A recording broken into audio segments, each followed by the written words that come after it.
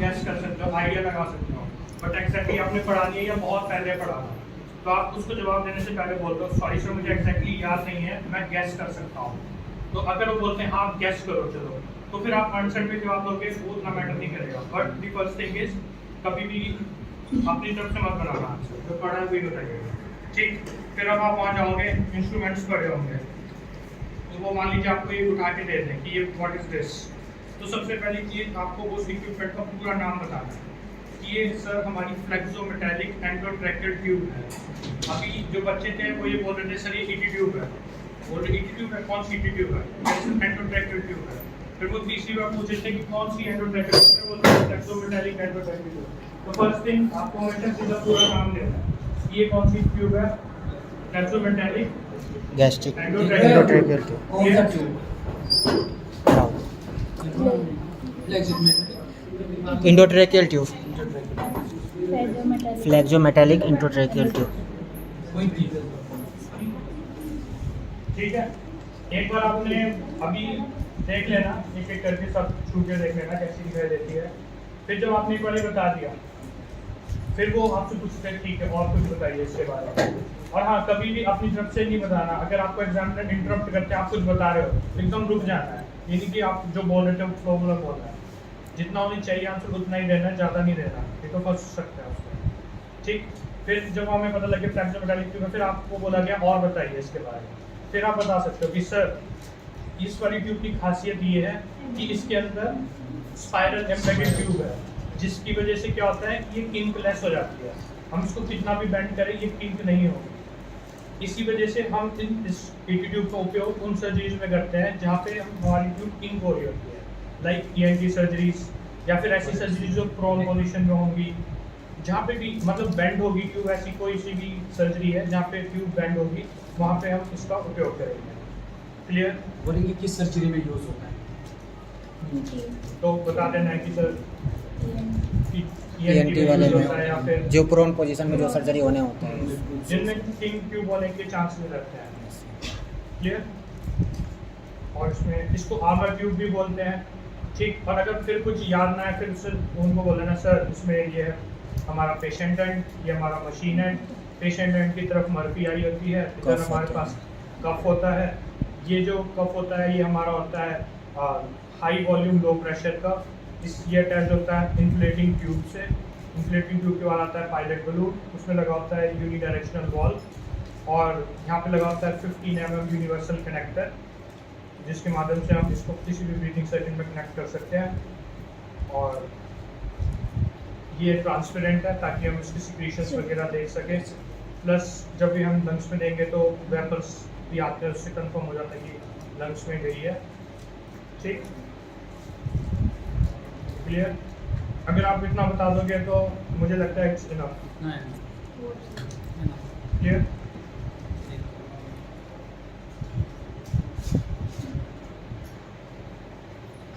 अभी आ जाती है हमारे पास double lumen tubes. Double lumen tubes और जो कॉम्बी ट्यूब होती है इसमें कंफ्यूजन होगा।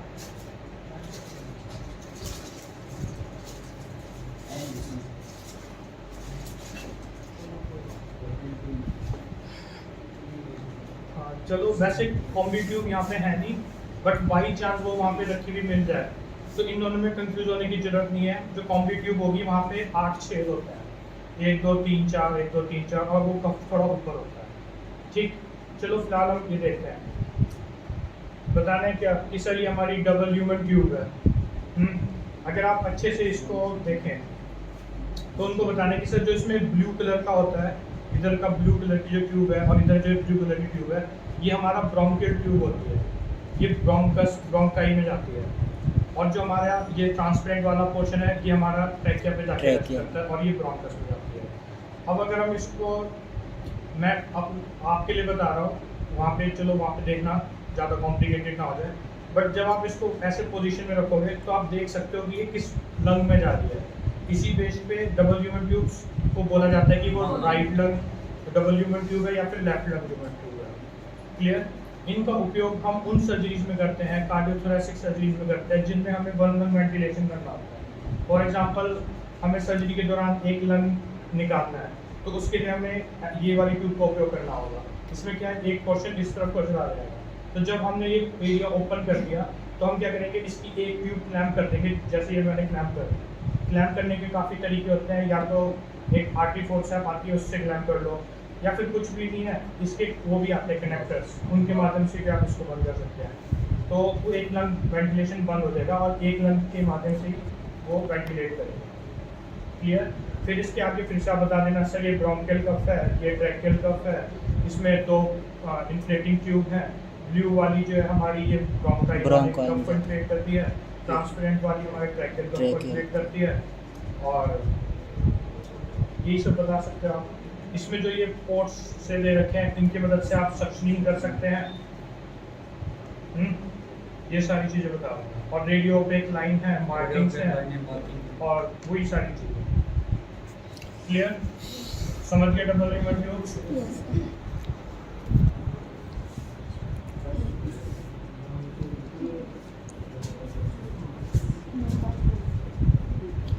फिर ये आ जाती है हमारी नॉर्मल ट्यूब। जब आपको बोला जाए कि इसके बारे में बताइए, तो वही सर ये हमारी नॉर्मल पोर्टेक्स एंडोट्रैकियल ट्यूब है, पॉलीविनाइल क्लोराइड से बनी होती है। और फिर इसके बाद हाँ कि ये प्री फॉर्म शेप में आती है। और इसमें फिर वही बता देना सर, ये पेशेंट एंड है, ये मशीन एंड है, मर्फी आई है, कफ है, इन्फ्लेटिंग ट्यूब है, पैलेट बैलून है, यूनिडायरेक्शनल वाल्व है, रेडियो पे एक लाइन है, मार्किंग्स हैं। फिर और अगर ज़्यादा पूछा जाए हाँ तो वो भी बता सकते हो कि सर अडल्ट मेल में हमारी 8.5 करती है, फीमेल्स में 7 और 7.5 इसका जो कफ है उसे 7, वैसे तो आइडियली साइज के अकॉर्डिंग यहाँ लिखा रहता है कितने सीसी ऑफ आपको इसमें एयर डालनी है, बट अमूमन तौर पे हमें नियर अबाउंड 7 से लेके 9 ml तक आप डाल सकते हैं। ठीक, आइडियली ऐसा कहीं लिखा नहीं गया आपको कितने ml डालनी है। आइडियली इसका एक मेजरिंग मीटर आता है, जो होता है ET ट्यूब कफ मैनोमीटर, उसके अकॉर्डिंग इसके अंदर 30 सेंटीमीटर H2O जितना प्रेशर होना चाहिए। That's the ideal technique. ऐसा नहीं है कि इतनी ml देनी है, आइडियल है प्रेशर इतना होना चाहिए। क्लियर।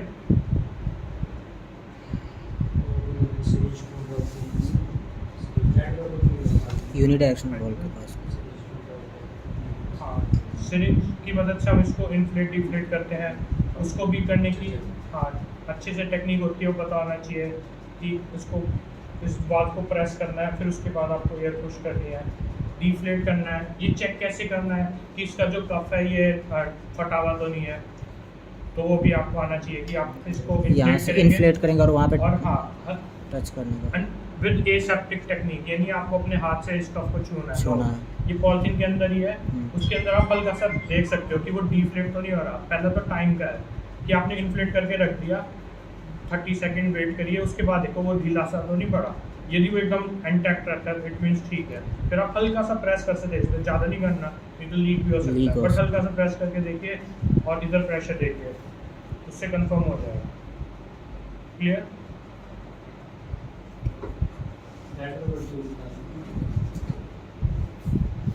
इस टाइप का जैसे आपको ट्यूब रखी हुई होगी, तो ये कौन सी ट्यूब है? Red rubber tube. इन ट्यूब्स का उपयोग पहले किया जाता था, अब ऑब्जोलेट कर दिया। ठीक, ये कफ और अनकफ दोनों आती थी।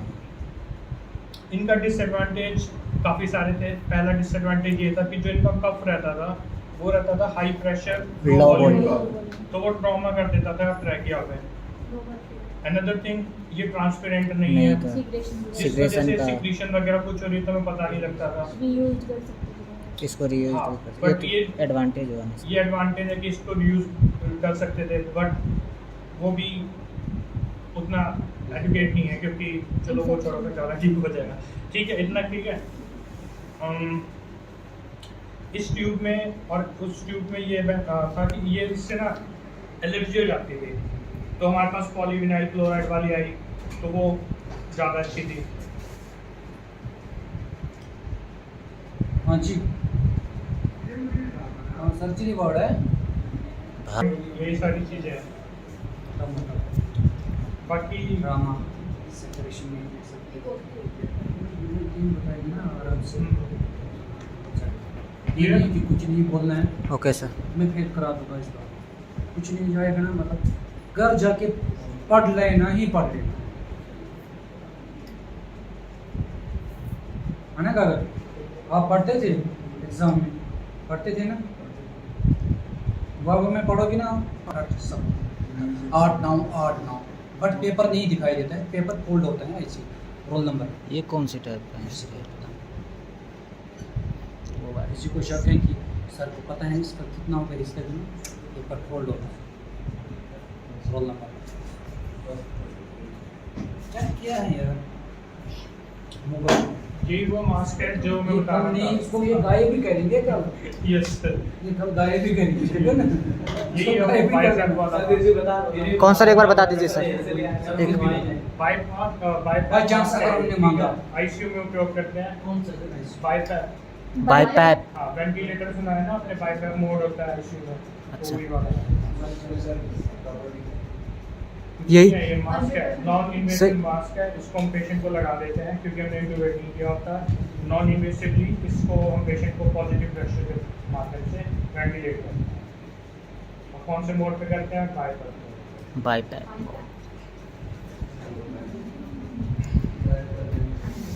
ठीक, ये आ गया हमारा। अम्बू बैग, बात इसका पता होना चाहिए। हाँ, आर्टिफिशियल मैनुअल ब्रीथिंग इसमें यूनिट। देखो आपके पास 2 टाइप के रखे हो सकते हैं, एक तो अडल्ट वाला रखा होगा, एक पीडियाट्रिक वाला रखा होगा। तो पता ही है पीडियाट्रिक के लिए है या अडल्ट के लिए है। फिर आप इसकी सबसे पहले फुल फॉर्म बतानी चाहिए। अम्बू की फुल फॉर्म क्या है? Artificial manual breathing unit. Very good, बहुत बढ़िया। इसका उपयोग कब करते हैं? जब हम पेशेंट शिफ्टिंग पे भी रहते हैं तब भी करते हैं ना सर, इमरजेंसी के टाइम भी सिलेंडर अटैच करके, सिलेंडर अटैच करके। वेंटिलेशन करना इसका रोल हो गया। इसका यूज कब करेंगे? शिफ्टिंग के दौरान तो हम वेन सर्किट क्या कर लेते हैं, सीपीआर के दौरान। आप बिल्कुल सही कर सकते सीपीआर के हैं। दौरान। सीपीआर हम जैसे ये वाला जो होता है ना, ये रहता है आपका सबसे पहला आंसर होना चाहिए इन मशीन फेलियर। अच्छा, जब मशीन फेल काम नहीं कर वर्क नहीं कर। During patient transport where we don't have Bain circuit, तब हम इसको उपयोग करेंगे। क्योंकि ये क्या करता है, ये आपका एटमॉस्फेरिक एयर को भी पेशेंट को देने में पेशेंट सक्षम को, होता है। Yes sir. वेन सर्किट से आप एटमॉस्फेरिक एयर नहीं दे Atmospheric सकते। air वेन नहीं। सर्किट का उपयोग तभी करोगे जब ऑक्सीजन सिलेंडर होगा। प्लस इसकी खासियत ये है कि इसमें यदि हम एक रिजर्वॉयर बैग अटैच कर दें प्लस ऑक्सीजन ये देखो कनेक्ट कर कैसे दें, कहाँ पे अटैच करते तो हैं, हम आपको इससे बोलना चाहिए। 100% ऑक्सीजन तक दे सकते दे हैं। सकते। ठीक, ये देखो ये वाला इस तरफ होता है, इसमें अटैच किया में भी इसका नहीं है। ठीक ठीक है, ये कुछ इस तरीके का नजर आ रहा है। यहाँ पे आपकी ऑक्सीजन कनेक्ट हो कैसे जाएगी। ये मतलब कैसे लगाया, अगर उस पे ये नहीं लगाना होगा। हाँ, ये चीज इधर मत लगाना। यहाँ पे क्या लगता है आपका? मास्क। Face mask. ठीक, यहाँ पे लगेगा आपका आपको मास्क इधर क्या लगाएंगे, उधर क्या लगाएंगे। और यहाँ पे लगेगा आपका ये बैग। अब इसमें चीज़ें ये रहती हैं कि एक चीज़ आप बता सकते हो स्पेशली, कुछ याद आए ना आए। हाँ, फिश माउथ वाल। इसमें आप इस तरफ देखोगे अगर, तो इसके अंदर जो डायाफ्राम है ये yes, वाल्व है, इसका जो शेप है जब हम प्रेस आपके करते लिए हैं होगी। फिश माउथ की तरह होता है। फिश माउथ है इसलिए इसको बोलते हैं फिश माउथ वाल्व। तरफ ये याद आना चाहिए। Okay fish sir. माउथ, देव, फिश माउथ। यदि हम इस अभी फिलहाल इतने की बात करें तो यहाँ पे हमारे पास 2 वाल्व हो गए। एक तो ये वाला वाल्व फिश माउथ वाल्व, एक हमारा पीछे भी वाल्व है। इस जो ये वाला वाल्व है इसका काम ये है कि जब हम इसको प्रेस करेंगे तो ये एयर को इधर से नहीं जाने देगा। ठीक, अक्लूड करेगा। और इस वाले वाल्व का काम ये है कि जब ये इन्फ्लेट होगा तो सारी एयर यहाँ से जाएगी, इस तरफ से कोई वो नहीं आएगी। ये 2 वाल्व का काम समझ गए? देखो रबर से बने हुए हैं रबर। और ये सिलिकॉन से बना हुआ है। सिलिकॉन। सेल्फ इन्फ्लेटेड बैग कहते हैं इसको। इसकी खासियत यही है कि ये सेल्फ इन्फ्लेट हो जाता है बाकी बैग से कंपैरिजन में। ठीक, और जब हम यहाँ पे देखते हैं तो यहाँ पे भी 2 वाल्व हैं। इनका काम ये है कि जब हमारे पास जब ये वाल्व बंद है और हमें नीड नहीं है, हम उसको इन्फ्लेट कर रहे हैं, तो उस दौरान जो ऑक्सीजन आएगी वो एटमॉस्फेयर में चली जाए, इसमें ज़्यादा हटे ना आए। और जब हमें ओवरफ्लो हो जाए तो एक एटमॉस्फेयर में एस्केप कर जाएगी। बट जब हम इसको इन्फ्लेट करेंगे उस दौरान जो भी ऑक्सीजन इसमें पड़ी होगी वो डायरेक्टली अंदर जाएगी। क्लियर? प्लस एटमॉस्फेयर की हवा इसके अंदर नहीं आएगी उस दौरान जब ये पूरा बराबर ऑक्सीजन की एडिक्वेट कंसंट्रेशन अवेलेबल हो जाएगी। क्लियर? हमको क्या क्लियर कब यूज़ करते हैं? जब मशीन फेलियर हो गया है, हमारे पास ब्रेन सर्किट नहीं है, या हम BLS दे रहे हैं, हम सड़क पे हैं, हमारे पास मशीन नहीं है, ऑक्सीजन सोर्स नहीं है, तो ये हमारे BLS की किट में भी होना चाहिए। ठीक, AED के साथ। क्लियर? ये वाली जो है हमारी ये राइल्स ट्यूब है, बेसिकली नेसोगैस्ट्रिक ट्यूब है। इसे हम नाक से या फिर जब हम एलिमे वगैरह डालते हैं तो ओरली पेशेंट को डालते हैं। इसके माध्यम से हम पेशेंट को फीड करा सकते हैं या फिर हम गैस्ट्रिक सिक्रीशन को सक भी कर सकते हैं। इतना क्लियर? ये इसकी अलग अलग कलर कोडिंग आती है, एडल्ट्स के लिए अलग, पीडियाट्रिक के लिए अलग। ये जो ऑरेंज कलर का है हमारा, ये हमारा 16 फ्रेंच का है। ठीक, ICU में हम इसका बहुत उपयोग करते हैं for feeding as well as gastric secretion करने के लिए। यदि कुछ पेशेंट पॉइजन वगैरह खा कर जाते हैं तो हम इससे गैस्ट्रिक लवाज भी करा सकते हैं। ठीक, ये जो है हमारी ये 105 सेंटीमीटर की है, एज वेल एज इसकी ना अभी मुझे एग्जैक्टली याद नहीं है, बट आप नेट पे रिसर्च करिएगा इसके बारे में। इसकी लेंथ जब हम इंसर्ट करते हैं ना, तो जब इसकी लेंथ होती है कि जब ये 70 सेंटीमीटर में पहुंचा तो ये हमारे स्टोमक की स्टार्टिंग में पहुंच चुका है। फिर हमने थोड़ा सा और नीचे किया 10 सेंटीमीटर, तो ये हमारे स्टोमक में पहुंच चुका है। 10 सेंटीमीटर और इंसर्ट किया तो ये हमारे स्मॉल इंटेस्टाइन में पहुंच चुका है। तो इसकी लेंथ वाइज कुछ वो पार्ट्स हैं वो भी आप अच्छे से चेक कर लीजिए। मुझे एग्जैक्टली याद नहीं है इसलिए मैं बता रही हूँ, बट आप कर देना इसको रेडी। क्लियर? इसमें भी रेडियो पे एक लाइन होती है जो कि हम एक्सरे में देख सकते हैं और कंफर्म कर सकते हैं कि हमारी राइल्स ट्यूब कहाँ पे है। ठीक, इसमें हमारे पास वैसे तो 2 साइज के ये होते हैं। इसका जो कनेक्टर है ना, जब हम उसको कनेक्ट करते हैं या तो हम इतना बड़ा कर सकते हैं फॉर सक्शनिंग वगैरह, या अगर हम चाहें तो इसमें 2 है तो ये इसको छोटा भी कर सकते हैं फॉर इंस्पिरेशन, अगर सिरिंज से कुछ करना चाहें। ठीक, वो सर कितना mm का होता है सर वो उसका? ये आपका 16 फ्रेंच का है। तो सर वो जो है ना वो नहीं जहाँ पे बोले ना सर सिक्रेशन के टाइम पे सिरिंज भी लगा, तो वो कितना mm का होता है सर? वो भी पूछ रहे थे। जितना सिरिंज का होता है आउटलेट वो डिट्टो वैसे ही होता है, उसमें सिरिंज एकदम मस्त अटैच होती है। और सर वो खोल के फिर कितना mm का होगा? खोल के जितना आपका सेक्शन कैथेटर में मस्त अटैच हो जाए। ठीक, इसके अलग अलग कलर कोडिंग है। 14 फ्रेंच की राइल्स ट्यूब आती है, वो आपकी ग्रीन कलर की होती है। 14 फ्रेंच ग्रीन कलर की होती है। ठीक, और इसकी कलर कोडिंग है वो याद कर लीजिएगा। क्लियर?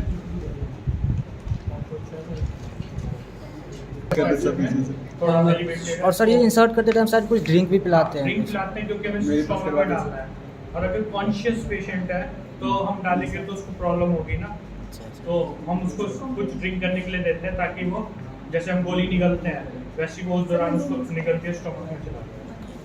क्लियर? और उसको हम एनेस्थीसिया पॉइंट ऑफ व्यू से देखें तो हम एलिमे में इंसर्ट करते हैं एलिमे के साथ, ताकि गैस्ट्रिक सिक्रीशन और एस्पिरेशन का चांस रिड्यूस हो जाए। कॉम्प्लिकेशन ये हो सकती है कि जो कॉम्प्लिकेशन होने को तो कुछ भी हो सकती है, बट ये रहती है कि पेशेंट अनकंफर्टेबिलिटी, गैग रिफ्लेक्स आएगा पेशेंट को यदि वो कॉन्शियस है तो। हाँ, एयर इम्बोलिज्म हो सकता है, कोई एयर वगैरह न चली जाए पेट में ज़्यादा, यही सारी चीज़ें। ट्रॉमा हो सकता है, अगर आप कभी भी इसको इंसर्ट नहीं करना, अगर ये स्मूथली नहीं जा रही, अगर रेजिस्टेंस फेस कर रहे हो तो वापस आओ, फिर से ट्राई करो हल्का सा, अगर तब भी नहीं होता अपने सीनियर को बताओ। कभी भी ये नहीं ज़बरदस्ती घुसाई रहे तो ट्रॉमा भी हो सकता है। ट्रैकिया में डाल सकते हो, इसकी एक कॉम्प्लिकेशन ये भी है, बाई चांस ट्रैकिया में जा सकता है। ठीक, ये आ गया अगला हमारा HME फिल्टर, इसे बोलते हैं हीट मॉइस्ट एक्सचेंजर।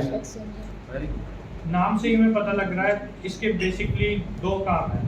पहला काम क्या है, HME फिल्टर। ये filtrate करता है। Filtration of Microorganism of- exhale inhale कर रहा है उस गैस में। इतना ही और सर ये भी पूछते हैं कि कितना mm तक के माइक्रो ऑर्गेनिज्म होते हैं जिसको वो फिल्टर कर सकते हैं। वो देखना पड़ेगा एग्जैक्टली, बट शायद 0.3 माइक्रोमीटर होगा, बट मैं आइडिया लगा रहा हूँ, आप एक बार उसके पैकेट में देखो। Okay okay sir. ठीक, ये हो गया आपका इसका फिल्टर का size. Then another thing is, ये क्या करता है, हीट मॉइस्ट एक्सचेंजर, मींस जो पेशेंट इनहेल कर रहा है उसको मॉइस्चराइज भी कर रहा है। सो ये इसका दूसरा काम है। दो काम है, फिल्टर करना और मॉइस्ट भी करना। क्लियर। यहाँ पे आपका क्या कनेक्ट होता है, ऑक्सीजन का सैंपल लाइन, सैंपल लाइन जो ETCU के लिए जाता है वो चीज। क्लियर।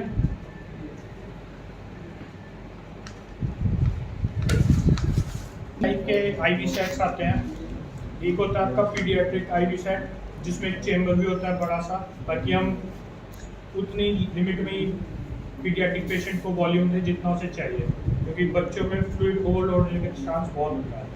ठीक, एक तो वो होता है, देखा होगा आप लोगों ने। फिर आता है एक हमारा नॉर्मल IV सेट, जो जिसमें ये फर्क रहता है कि उसमें फिल्टर नहीं होता, वो भी डिटो ऐसा होता है, और उनके भी अलग अलग रेट पे आते हैं। जैसे वो रहता है 20 ड्रॉप्स पर ml, वो उसके ड्रॉपलेट का साइज रहता है, मतलब 20 ड्रॉप अगर इस चेम्बर में गिर रही है तो 1 ml गया है। ठीक, वो होता है हमारा नॉर्मल इंट्रावेनस सेट।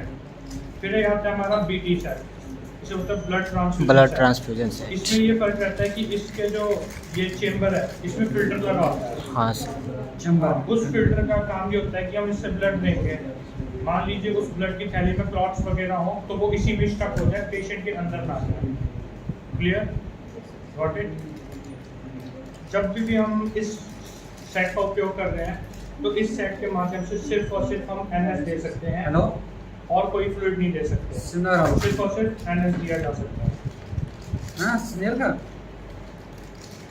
आइडियली इसके लिए हम समझिए नहीं रहा सर। 18 गेज का कैनुला का उपयोग करेंगे ब्लड अरे वो फ्लूइड एडमिनिस्ट्रेशन के लिए।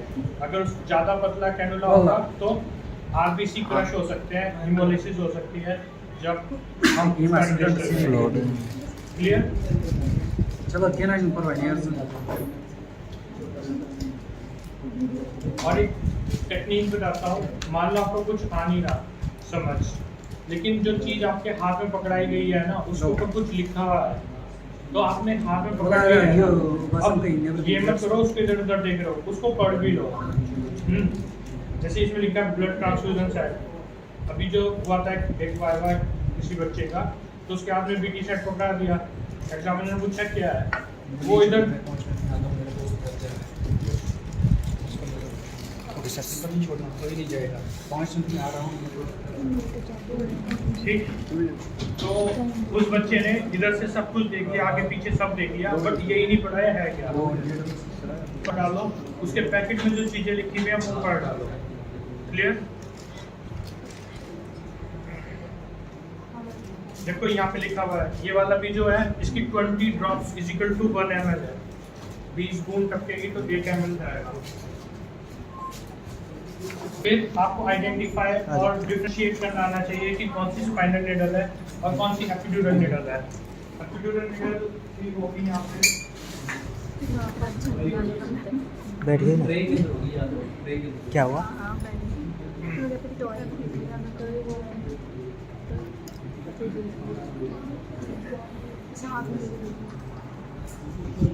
ठीक, सबसे पहली चीज आपसे पूछी जा सकती है कि ये पहले ये मान लो पड़ी हुई है, आपको बोला गया बताइए क्या है, आपने उठाना है, देखना है और फिर बताना है सर ये एपिड्यूरल निडल है।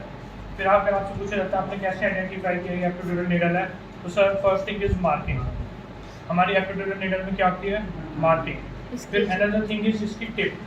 इसकी टिप देखो तो थोड़ी सी ऐसी है कि जब हम इसे पंचर करें तो ड्यूरामेटल हल्का सा मतलब ड्यूराकोल हम पंचर करते हैं, तो उसके लिए इसको बोलते हैं, इस टाइप की निडल को बोलते हैं, क्या बोलते हैं इसको, टोई निडल।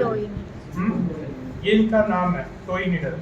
फिर आपसे पूछा जा सकता है कि ये पिंक कलर का क्यों है, तो ये इसका गॉज बताता है कि ये इतनी मोटाई की है।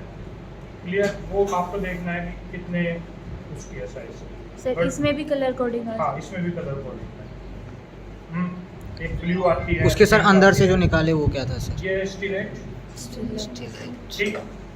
टेक्निक इसकी वही रहती है, हमने स्पाइनल निडल की तरह इंसर्ट की with the help of LOR syringe. हम अंदर घुसते जाएंगे जहाँ पे हमें लॉस ऑफ रेजिस्टेंस फील हुआ, it means we have entered in epidural space, और उसके बाद हम कैथेटर डालते हैं। CSF निकालने के हम्म? CSF उसमें से सब नहीं, स्पाइनल में CSF आता है अच्छा और एपिड्यूरल में हमारे को लॉस ऑफ रेजिस्टेंस होता है। उसकी एक और टेक्निक होती है हैंगिंग ड्रॉप टेक्निक, जिसमें आपने NS लिया सिरिंज में और यहाँ पे बूंद टकराई, अगर वो बूंद इसके अंदर सक होगी it means you are in epidural space. Clear? फिर आपकी स्पाइनल कलर कोडिंग याद कर लेना, और बेसिकली इसको कैसे आइडेंटिफाई किया अगर पूछा जाए तो आप बता सकते हो कि सर हमने यहाँ पे पढ़ा प्लस हाँ कलर कोडिंग, और इसमें कोई सरेशंस नहीं है। और इसकी जो टिप है वो आप देखेंगे तो वो बिवर्ड होगी, जिसे बोलते हैं कि ये क्विंकी बैकॉक वाल नीडल है। इतना क्लियर? फिर आप बता देना कि सर ये हमारी ड्यूरा कटिंग नीडल है। अगर आप ये बता रहे ड्यूरा कटिंग है तो आपको अंतर बताना चाहिए ड्यूरा सेपरेटिंग और ड्यूरा कटिंग का। Yes clear? Dura cutting dura को कट करते हैं। Spinal needle of 23 means blue, age याद होनी चाहिए। 23 है तो ब्लू, 25 है तो ऑरेंज, 26 है तो ब्राउन। याद कर लेना, ठीक? Spinal needle, epidural needle, clear? और जितना कम नंबर है उतना वाइड उसका फ्लो रेट सबसे ज़्यादा ज़्यादा होगा ऑरेंज की होती है, 14 की, जिसमें ब्लड ट्रांसफ्यूजन के लिए भी यूज हाँ, होते हैं। उसको उसके लिए भी यूज़ कर सकते हैं, यूरिन पास हाँ, यूरिन पास आउट के लिए। नहीं पूछा जाएगा। अरे ये पूछा नहीं जाएगा, वैसे हमारे पास ना अलग अलग टाइप के मास्क आते हैं, यहाँ पे रखे हैं होते हैं। ये देखो, ये देख रहे हो, ये सील्ड है, इट मींस हमें इसका कप इन्फ्लेट करना पड़ता है। तो आप इसे बोल सकते हो कि सर ये ट्रांसपेरेंट फेस मास्क है, पहले तो इतना बोल, फिर वो बोले और प्रॉपर्टी बताओ उसकी, तो बोलना sir it has a cup जिससे हम इन्फ्लेट करते हैं और फिर इससे हम अच्छी सील बना सकते हैं। दूसरे मास्क रखे होंगे वो ऐसे होते हैं ओपन वाले, उनको बोलते हैं ओपन कफ है, उनमें इन्फ्लेट करने की जरूरत नहीं होती। फिर एक सिलिकॉन के आते हैं जो एकदम एनाटॉमिकली दिखाई देता है, उन्हें बोलते हैं एनाटॉमिकली फेस मास्क, एनाटॉमिक। एक ब्लैक कलर का मास्क आता है, उसे बोलते हैं Rendell Baker black rubber Soucek face mask. हाँ, बच्चों वाला है, पर बड़े साइज के लिए आता है। क्लियर? सर इसको कितना इन्फ्लेट करेंगे सर? ये वो लिखा रहता है अमूमन तौर पे, बाकी मुझे नहीं पता क्योंकि हमने कभी किया है। ठीक, फेस मास्क बोल दीजिएगा, ट्रांसपेरेंट फेस मास्क विद कफ। ये ब्लैक स्ट्रैप्स है। हाँ, ये जैसे आपका बाईपास मास्क नहीं था, ये पुराने टाइम में कुछ वैसा ही उपयोग में लिया जाता होगा, नॉन इन्वेसिवली पेशेंट को वेंटिलेट करना, और इसको ये पेशेंट की गर्दन के पीछे से लगा देना ताकि किसी को पकड़ना ना पड़े, हम आराम से इसको सांस ले पाए। इसका फिल्टर देखो खुला हुआ है, ठीक ठीक है। कवर्ड, इसको आराम से देख लो, छूट छा जाए, इससे कंफ्यूज मत होना। एक सेकंड बस, तोड़ेगा क्या इसको? बस रुक जा मेरी माता, सॉरी कहाँ चला गया ये? रुक जाओ, फोटो या क्लिक करने कितना टाइम है? Purple, iso blue, dash. ठीक है। हाँ, यही रोटामीटर और फ्लोमीटर असेंबली बोल सकते हैं। क्या है? ये क्या चीज़ है? पता नहीं सर, फर्स्ट टाइम देखे हैं सर। इसे बोलते हैं कैप्नोमीटर। अच्छा, कैप्नोमीटर, इसी का नाम है कैप्नोमीटर? हमें तो पता ही नहीं। ठीक है। अब हम आते हैं सर्किट्स पे। ये वाला कौन सा सर्किट है? नहीं, बेन तो कौन सा सर्किट है? Ben circuit. बेन कंफ्यूजन में कुछ नहीं रहना है, ठीक। ये हमारा अच्छा, बेन बेन सर्किट। सर्किट। इसकी जो ट्यूब है ना ऑक्सीजन की, वो यहाँ से डिटैच हो रखी है। मैं वहाँ पे दिखाता हूँ आपको इसका स्ट्रक्चर। अमूमन तौर पे आपसे अमूमन तौर पे पूछा जाएगा ये चीज़ें निकाल के कि कौन सा पेशेंट एंड है, कौन सा मशीन एंड है, और कहाँ पे अटैच करना है, ये पूछा जा रहा था थर्ड ईयर वालों से जो कुछ नहीं बता पा रहे थे। तो सबसे पहली चीज़ ये वाली जो ट्यूब आप देख रहे हो, ये जाएगी आपकी फ्रेश गैस आउटलेट में या फ्रेश ऑक्सीजन पोर्ट में। क्लियर? फ्रेश ऑक्सीजन आएगी इस ट्यूब से। फिर देखोगे कि ये अंदर कंटिन्यू जा रही है इनर ग्रीन ट्यूब जो कि रहेगी पेशेंट एंड में। तो ये कौन सा हुआ है? Patient and. यहीं पे आपका एल कनेक्टर और मास कनेक्ट होगा। क्लियर? फिर जब पेशेंट ने सांस ली और फिर एक्सहेल की तो वो एक्सहेल वाली एयर जो आउटर ट्यूब है उसके माध्यम से जाएगी यहाँ पे जो कि है एटीएल वॉल्व, प्लस यहाँ पे लगेगा हमारा reservoir bank. Clear? Reservoir bank किस डायरेक्शन में लगता है आइडेंटिफाई करना आ गया। जहाँ पे ये ग्रीन ट्यूब निकल रही है रिजर्वायर बैंक यहाँ लगेगा एटीएल वॉल्व के पास, और जो मास्क है वो यहाँ लगेगा। इसकी प्रॉपर्टी ये 1.8 मीटर in लेंथ है। इसका यूज कब करेंगे हम? जब हमारी मशीन फेलियर हो गई है या पेशेंट ट्रांसपोर्टेशन कर रहे हैं तब इसका उपयोग आइडियली किया जाता है फॉर कंट्रोल वेंटिलेशन। पेशेंट जीए में है, मशीन फेल हो गई है, क्या करें? निकाला पेन सर्किट, लगाया, कनेक्ट किया और वेंटिलेट करने लग गए। ठीक। कई बार जब हमारे पास वेंटिलेटर फेल हो जाता है या वेंटिलेटर की फैसिलिटी अवेलेबल नहीं होती तो उसमें हम इसको सीधा ऑक्सीजन पोर्ट में लगाएंगे और वेंटिलेट करने लगता है। क्लियर? इसको टेस्ट करने के भी 3 टेस्ट होते हैं, वो पर मैं 2 मिनट आपसे पूछे जाएंगे, बट जान लेना अच्छा रहेगा।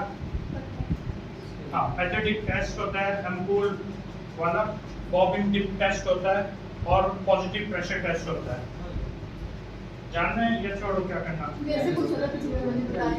बस नाम सर बता दीजिए इनको। बस नाम से क्या, नाम ऐसा नहीं करना कभी भी प्रैक्टिकल में कि ऊपर नॉलेज हो, क्योंकि जैसे तुम नाम बताओगे एग्जामिनर पक्का अंदर से कुछ ना कुछ पूछेगा और फिर तुम फंस के तो बोलेगा यार तुमने फिर यही गलत बताया, तुझे बताया नहीं है। इसलिए हमेशा नाम उसी चीज का लो जो आप बता पाओ। क्लियर?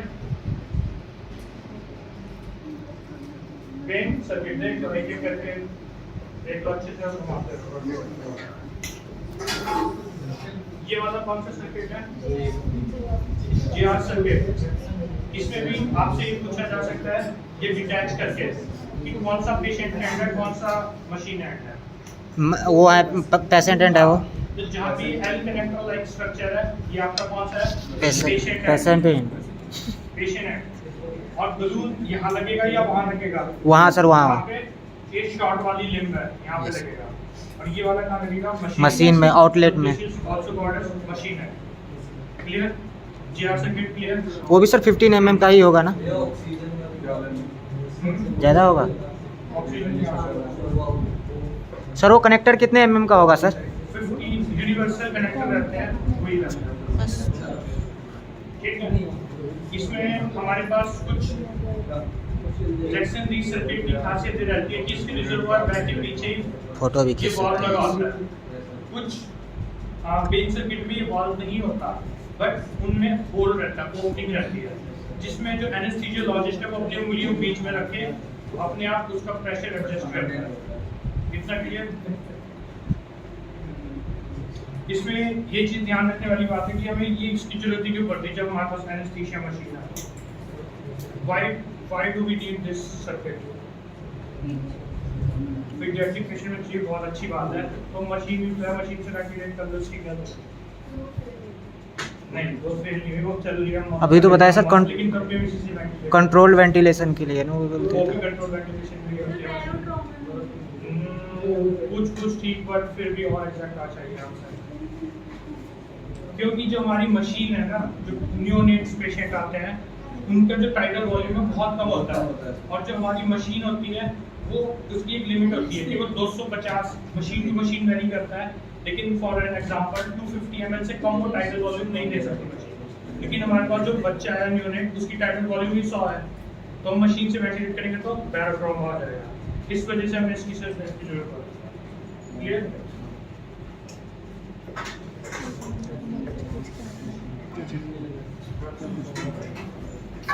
देखो ये कौन सा सर्किट है?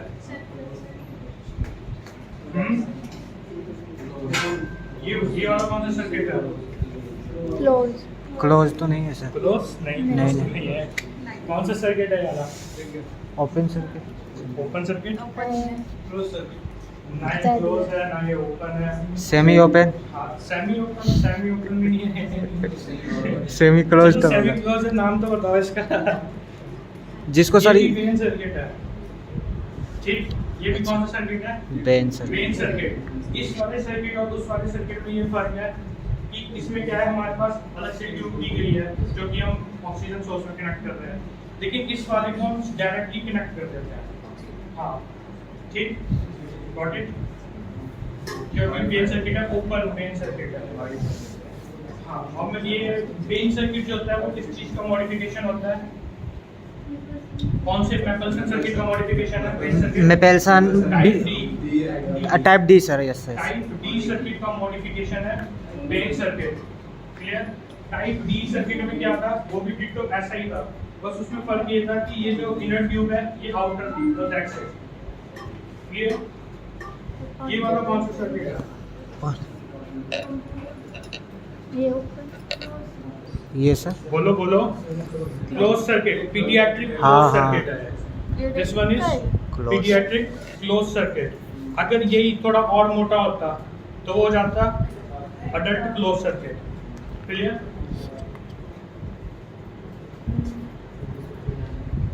वहाँ पे अभी थर्ड ईयर्स के लिए मशीन रखी गई थी यही वाली, और वहाँ पे पूछा गया था एग्जामिनर के द्वारा कि ये क्या चीज़ है।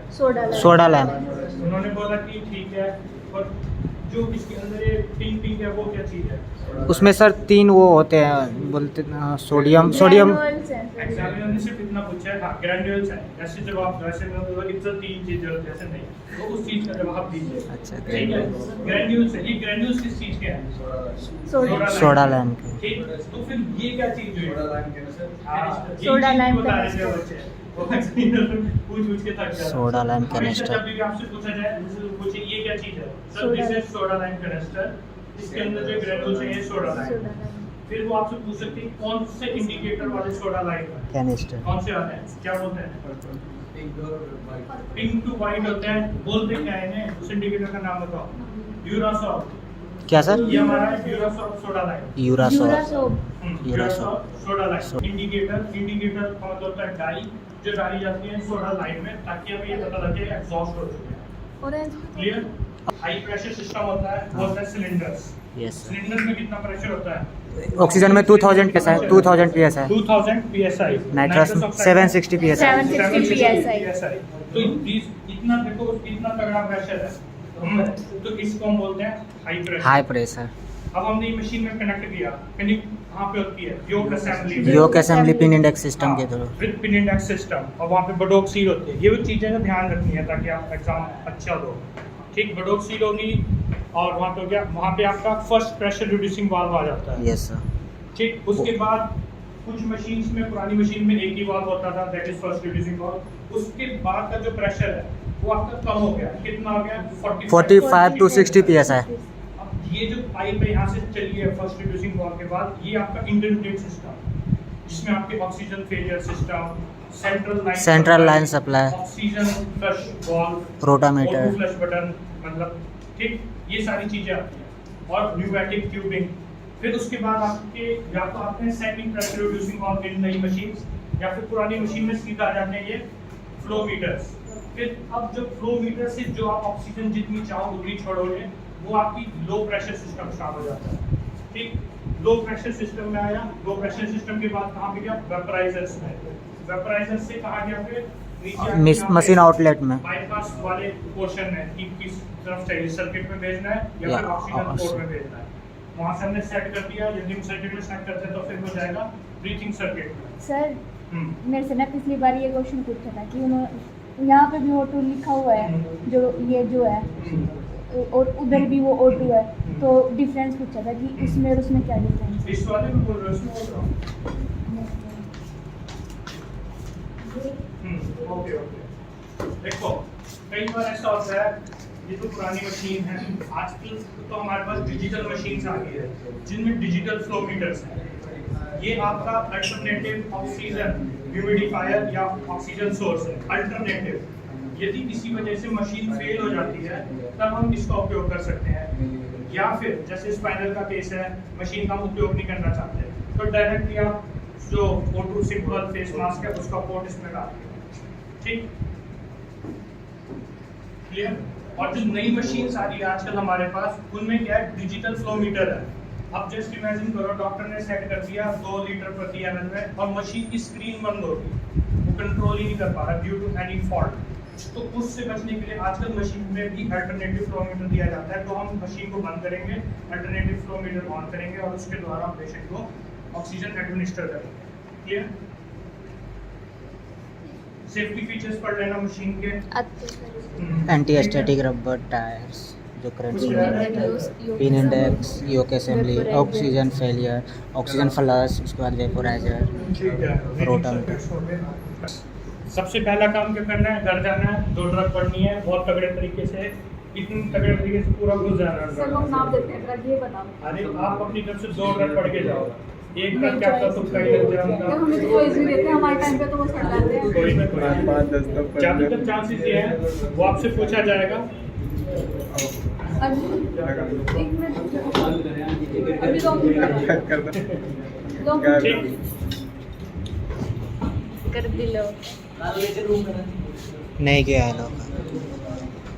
जब आप वहाँ पे जाओगे ड्रग्स रखी होंगी, आइडियली मैं उम्मीद करता हूँ आपसे ये पूछा जाएगा ड्रग्स पढ़ के आए हो, आप बोलोगे हाँ जी सर, वो बोलेंगे उठा लो क्या पढ़ के आए हो, तो आपको वो ड्रग उठा लेनी है और उसके बाद बोलना है आराम से देख के ड्रग का नाम पढ़ के, sir this is injection propofol, ये हमारी इंडक्शन एजेंट है, इसका केमिकल नेम होता है 2,6-आइसोप्रोपाइलफिनॉल। ठीक, फिर आपको बताना है कि सर ये 1% के सोल्यूशन में आ रही है, इट मीन्स ये 10 mg/ml है, इसकी drug dose 2 mg/kg body weight है और इसके कंटेंट्स है वही सोयाबीन और एग्लाइसिन और इसमें प्रिजर्वेटिव डाला जाता है। ठीक, इतना बताया। फिर अगर बोलता है कि ठीक है अभी वो सुन रहे हैं और फिर आप और बता सकते हो कि सर ये जो ड्रग होती है क्योंकि इसमें एग्लाइसिन डाला है इस वजह से ये बहुत प्रोन होती है बैक्टीरियल इन्फेक्शन के लिए, इसलिए आपको इसको विद इन 6 आवर यूज़ करना है और 6 आवर के बाद डिस्कार्ड कर देना है। यदि किसी मजबूरी के कारण हम नहीं कर पा रहे डिस्कार्ड तो हमें इसे रेफ्रिजरेटर में रखना है, तब हम इसको 1 डे बाद तक यूज़ कर सकते हैं। ठीक, क्योंकि इसमें सोयाबीन ऑयल होता है इसलिए पेनफुल होती है, ये बता देना है। एलर्जी वगैरह हो, एलर्जी वगैरह इसे बोलते हैं कि this is best for day care surgeries, क्योंकि इसका इफेक्ट हाफ लाइफ पीरियड 6 घंटे है। तो आपने सुबह सुबह कोई पेशेंट आया उसको जीए दिया with the help of this drug, तो वो शाम को घर जा सकता है क्योंकि ये बॉडी से एलिमिनेट हो जाती है with in 6 hours of administration. Clear? Clear? इस तरीके से आपने बता देना है। आप क्यों आ रहे हैं? Clear? Got it? Yes sir. समझिए किस ना तरीके लेट। से बताना है।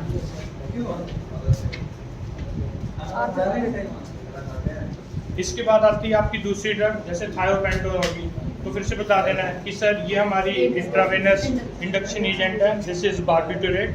फिर इसका केमिकल स्ट्रक्चर बता देना है कि ये सोडियम थायो बार्बिटूरेट करके जो भी है वो चीज़ बता देनी है।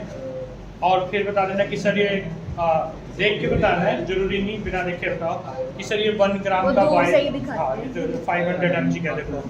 तो 2 टाइप के वाइल आते हैं ना इसके, एक आता है 1 ग्राम का, एक आता है 500 mg का, देख लेना पहले। सर ये 500 mg का वाइल है।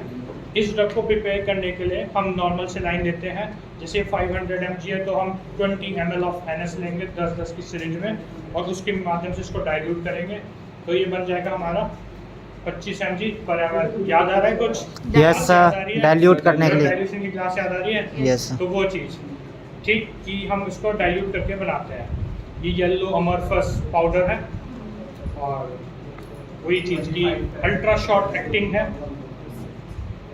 यही चीज़ें बता देना जो जो तुम पढ़ोगे। Got it? Yes sir. इसी तरीके से बाकी ड्रग्स रखी गई हैं, जैसे पैरासीटामोल है, इन्फ्यूजन PCA चलाते हैं इसका to reduce pain and fever या हाई टेम्परेचर। ठीक, प्रोपिविकेन लोकल एनेस्थेटिक है, ब्लॉक में देते हैं, एपिड्यूरल में देते हैं और लोकल एनेस्थेटिक जहाँ पे बाकी लोकल एनेस्थेटिक दिए जा सकते हैं, ideally for epidural and peripheral और रीजनल ब्लड क्लॉट्स। इन टाइप का तो ये कौन बताएगा? वो तो सारा सब पूछेंगे। बट जो भी चीज़ हो आपको एकदम ब्लैंक नहीं होना है, उस ड्रग के बारे में कुछ ना कुछ पता होना चाहिए थोड़ा बहुत। जरूरी नहीं आपको ये पता हो उसका मैकेनिज्म क्या है या क्या चीज़ है। और जब आपको कोई पॉइंट नहीं आता तो फिर आप उसके यूज़ बता दो, इंडिकेशन और कॉन्ट्रा इंडिकेशन बता दो, सोच कर। जैसे कि मेफेंटरमिन है, मान लो मुझे नहीं पता ये कैसे काम करते हैं, पर मुझे इतना पता है बीपी कम करती है। तो आपने ये देखा सर दिस इज मेफेंटरमिन, इसका जो एक्टिव ड्रग है वो मेफेंटरमिन सल्फेट है सर। ये 30 mg पर ml के प्रिपरेशन में आती है। ठीक सर, इसका काम है कि ये ब्लड प्रेशर बढ़ाती है, हाइपोटेंशन प्रिवेंट करती है। सर आप बता दो सर, इंडिकेशन ये है कि जब भी पेशेंट को ज़्यादा ब्लड लॉस हुआ, हाइपोटेंशन हुआ, हम इसका उपयोग कर लेंगे। ठीक, ये चीज़ आप बता दो। कॉन्ट्रा इंडिकेशन ये है कि किसी को हाई ब्लड प्रेशर तो हम देंगे नहीं। क्लियर? तो ऐसे थोड़े पॉइंट बन सकते हैं। Got it? Yes sir. ml 2 ml का आता है, 4 mg टोटल है। ठीक, इसका काम क्या होता है? To prevent post operative nausea and vomiting. Vomiting. फिर आगे हमारी मेटोलार। मेटोलार वो एक बार उठाना जो नोजिया वोमिटिंग वाला था। प्रेशर को कम करने के लिए आती हाँ है। उसी साइड पीसीएम के साइड में है, पीसीएम के साइड में है, पीसीएम के साइड में। हाँ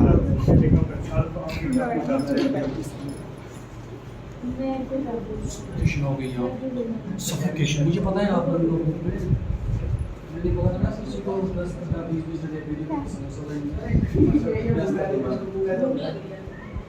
ये नोजिया वोमिटिंग के लिए यूज होता है।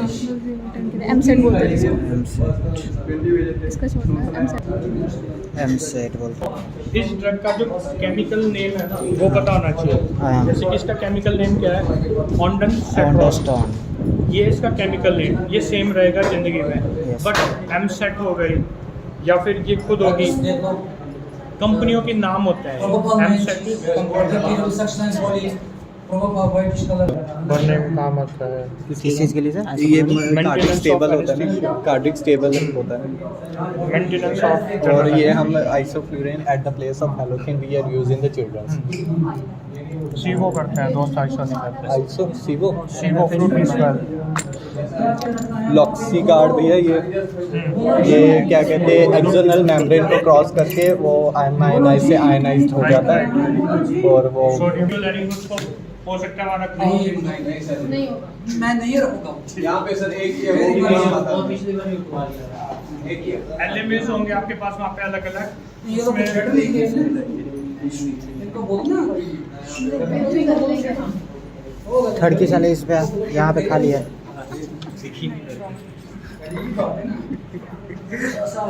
वैसे just kidding, don't be serious. 47 में मैगिल सर्किट जो मैगिल बड़ा सा सर्किट। होगा उसको क्या बोलते हैं? McGill circuit. तो ऐसे नजर आएगा, कोरुगेटेड ब्लैक मैगिल सर्किट बोलना उसे जो होगा। मेपेल्सन ए, ठीक, मेपेल्सन 8 मेपेल्सन 8 टाइप। ध्यान से वो बताओ।